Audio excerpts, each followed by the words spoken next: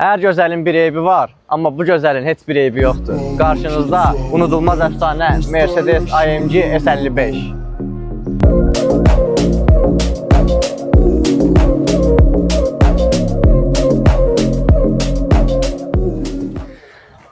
Hər kəsə salam dostlar, mən Muhammed Qudiyev və bugün qarşınızda yenə gördüyünüz kimi ağ mələk Mercedes AMG S55 5.4 kompresor.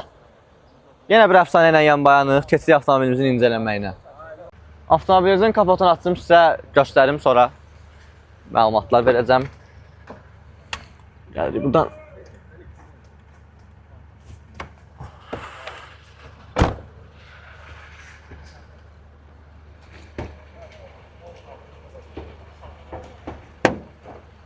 Bəli, yaxından çək. Gördüyünüz kimi bizi burada qarşılayır M113K mühərrikimiz, kompresor mühərrikdir.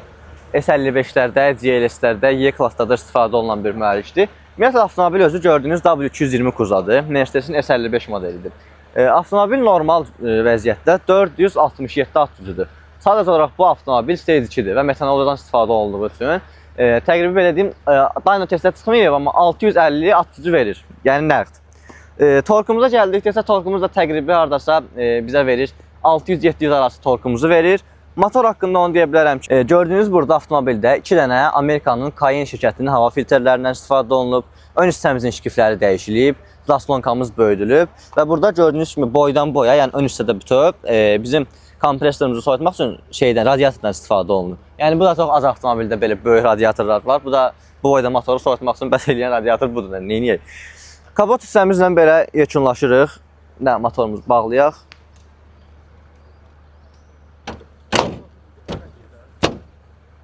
Keçək ön hissəmizə. Sizə bu avtomobil haqqında biraz məlumat vereyim. Gördüyünüz Mercedes modeli restyling bir modeldir. Deməli, 1998-ci ildən 2005-ci ilə qədər istehsal olunmuş Mercedes kuzasıdır. W220 kuzov kodu var avtomobilin. M113 kompresor mühərrikdir. Standart Mercedeslərin ən böyük mühərriklərindən biridir. Avtomobilin tarixi haqqında sizə onu deyə bilərəm ki, deməli, bu avtomobil 2004-cü ildir və əlavə olaraq avtomobil standart deyil. Necə standart deyil? Gördüyünüz, bundan əvvəl GLS çəkmişdim. O GLS kimi də avtomobildə metanol kitdən istifadə olunub. Və bu da Stage 2 komplektasiyasına daxil olur. Gəlirik ön hissəmizə. Bizim burada Mercedes logomuzu görürsünüz. Ön hissəmizdə avtomobil AMG kit olduğu üçün, orijinal, Amiga olduğu üçün ön hissəmizdə zavod AMG buferimiz, park radarlarımız, kantlarımız və bizim belə 1, 2, 3, bir dənə də 4 əl böyüklüyündə faramız öz yerindədir. Sonra nə deyə bilərəm sizə? Ön hissəmiz belə. Bizim burada faraları yumaq üçün olan sularımızdır, Amerikankalarımızdır. Gəlirik yan tərəfimizə. Yan tərəfimizdə bizim burada 245, 35, 20 ölçüdə orijinal AMG disklərimiz var. Avtomobilin arxa hissəsinin təkəri ilə ön hissəsinin təkəri fərqli ölçülərdədir. Bu da nəyə görədir? Avtomobilin arxası biraz as gücü çox olduğu üçün oynayır. Yerə tam rahat otursun deyə arxa hissəmiz 245, 75, 20-dir. Yəni bu da belə. Daha sonra V8 kompresor yazılır öz yerində. Bir dənəcə yaxından çək buranı. Pilsosumuz təbii ki gördüyünüz kimi öz yerində. Gəlirik arxa hissəmizə doğru. Dostlar, avtomobilimizin benzin hissəsinə gəldikdə isə avtomobil təbii ki 98 premium yanacaqla istifadə olunur. Yəni burada başqa variant ola bilməz. Bunu da rasxodunu gözünüz fikirləşirsiniz. Gəlirik bagaj hissəmizə.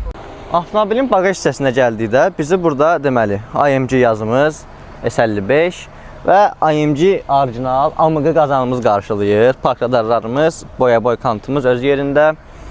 Avtomobilin bagajı iki cür açılır. Bir öz pultundan, bir də burada düyməmiz var.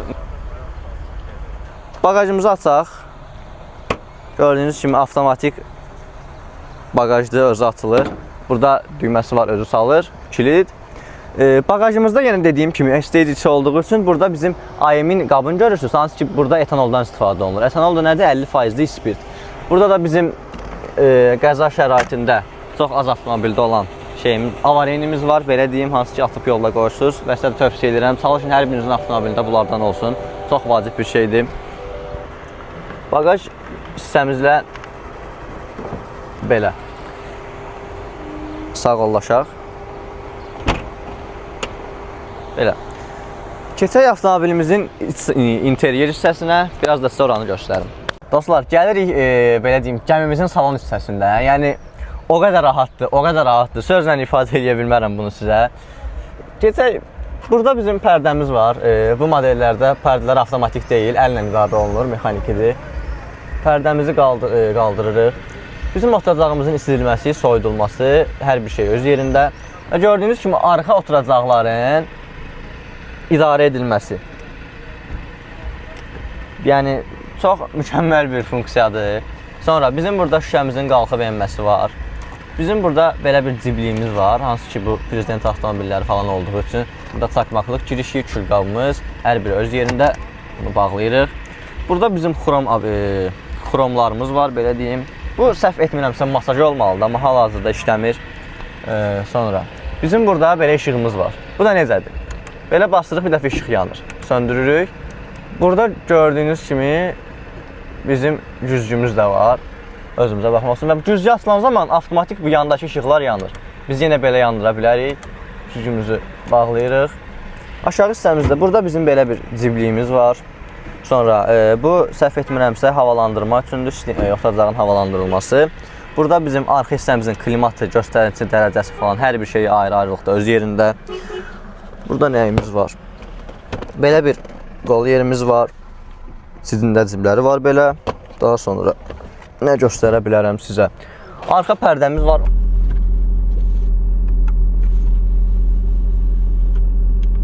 Sonra nə var? Burada bizim gördüyünüz kimi klimatımızın idarə olunmasıdır. Sol tərəfdən gələn, hansı ki bunun yeri də bu stoykanın üzərindədir. O tərəfdən onu göstərəcəm sizə. Dostlar, bu funksiyalarımız arasında belə bir funksiyamız da var. Gördüyünüz kimi arxa oturacaq başlıqlarımızın düymə ilə qalxıb enməsi. Salırıq aşağı. Yəni full bir maşındır. Keçək ön hissəmizə. Gəlirik gəminin ön hissəsinə. Gəmimizin ön hissəsində nə var? Burada bizim memori paketlərimizi görürsünüz. 1, 2, 3 pilləli. Oturacaqlarımızın isidilməsi, soyudulması, yan güzgülərimizin idarə olunması və burada gördüyünüz bizim oturacaqlarımızın tənzimlənməsidir. Hər biri necə lazımdır işləyir. Yuxarı, aşağı, sağa, sola. Aşağı düşdükdə bizim bagajımızın açılmağının düyməsi, yan şüşələrimizin düyməsi və kolonkamıza gəldikdə Bose firmasının kolonkasıdır.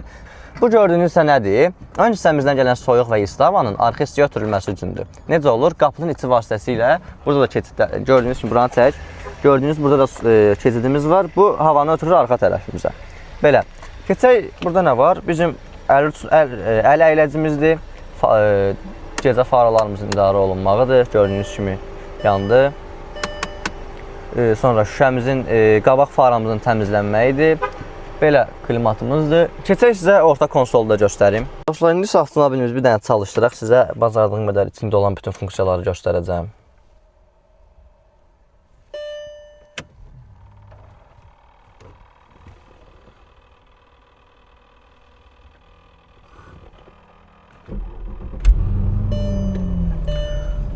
Bəli, yumuşaq rolumuz bizi qarşılayır burada. Bunlar hər biri işlək. Deməli belə, avtomobilin bu hissəsində gördüyünüz bizim lükumuz var. Lükumuzu açaq sizə göstərək.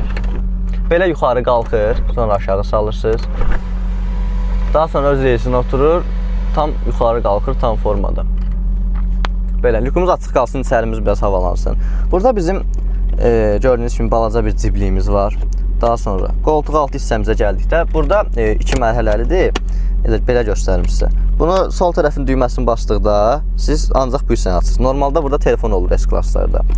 Daha sonra sağ tərəfin bir dəqiqə. Sağ tərəfin düyməsi ilə isə siz opşi buranı qaldıra bilirsiniz.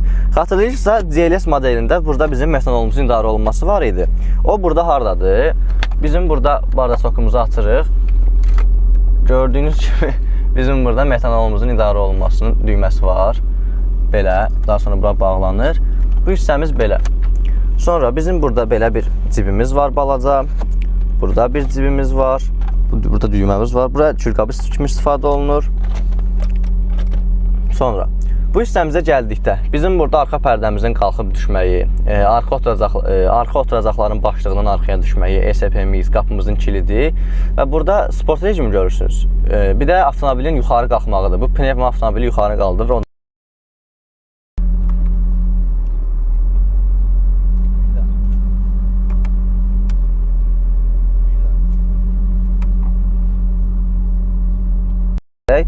Gəlirik bura. Bizim burada gördüyünüz kimi Mercedes-Benz yazımız bizi qarşılayır. Multimedia ekranımızdır, Android ekranı deyil. Bu hissəyə gəldikdə bizim burada klimatımızın idarə olunmağını görürsünüz. Hansı ki biz buradan temperaturu düzəldə bilirik, avtomobilin salonuna daxil olan havanı tənzimləyə bilirik. Gəlirik bu hissəmizə. Burada bizim deməli sport mod, komfort mod və manuel modumuzu görürsünüz. Və avtomobil stage 2 olduğu üçün əlavə bir rejimdə var. Sadəcə olan olaraq onu belə istifadə etmək olmur. Bu hissəmizdə bizim avtomobilin dediyim kimi stage 2-dir deyə ön hissəmizdə olan radiator barmaqlığı çox böyükdür. Bəzi itkilər vermişik o radiatorları qoymaq üçün. Onlardan bir də nədir? Bu park radarlarımızın sensorlarıdır. Yəni hansı ki qabağımızda maşın olanda siz onu hiss edirsiniz və ya səs formasında onu bildirir, danışamıram. Yəni belə. Başqa onu deyə bilərəm sizə.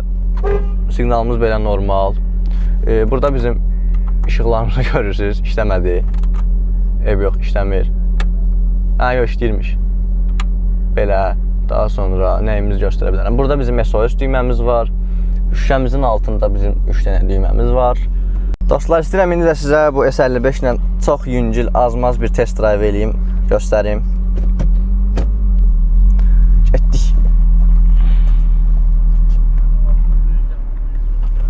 Onu deyim ki, rolun biraz ağırlığı GLS-dəkindən ağırdır. O da hər halda buna səbəb avtomobilin S olmağıdır.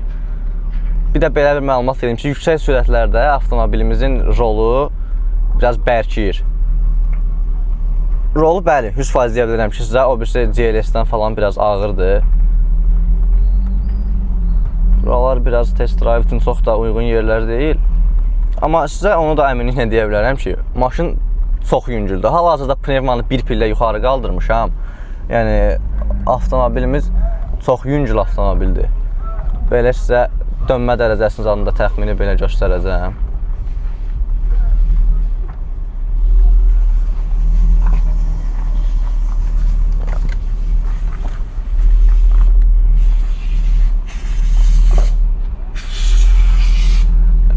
Bu avtomobil mənim fikrimcə bir dəfəyə dönəcək. Bəli. Yumuşaqlığı çox yumuşaqdır avtomobilimiz, sizə bunu deyə bilərəm. Yəni, test drive haqqında belə başqa çox deyiləsi bir şey yoxdur. Çox yüksək sürətlərə çıxmıram. Avtomobil stage yenə deyirəm, 2 olduğu üçün alt gücü falan normadan çox yuxarıdadır. Priborumuzu görürsünüz burada. Hansı ki bu pribor, belə deyim sizə, bu quzadan dəyişməyə başladı.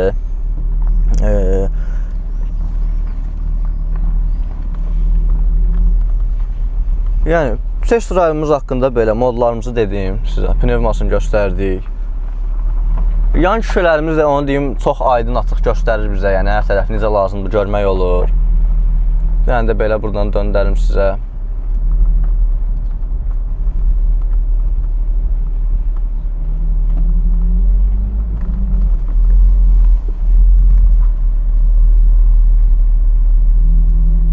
Polnu dönməyi də uzunluğunu nəzərə alsaq, mənim fikrimdə çox yaxşıdır.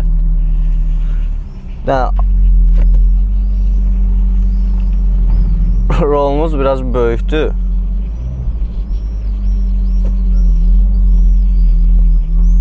Arxa göründü kameramız avtomobildə təəssüf ki, yoxdur. İstəyərdim olsun, amma arxada park radarımız var. Yəni, buradan şüşədən mən onu görə bilirəm hal-hazırda. Test drive'ımız haqqında bunu deyə bilərəm. Beləliklə bir videonun daha sonuna gəldik. İstədim bu videonun da sonluğunu avtomobilin içində gətirim. Başqa hansı ekskluziv avtomobilləri bu kanalda görmək istəyirsinizsə yazarsınız. Mən bacardığım qədər çəkib hamısını bir-birinə göstərəcəm. Kanalı follow eləyib like atın. Məni də izləməyi unutmayın. Sağ olun.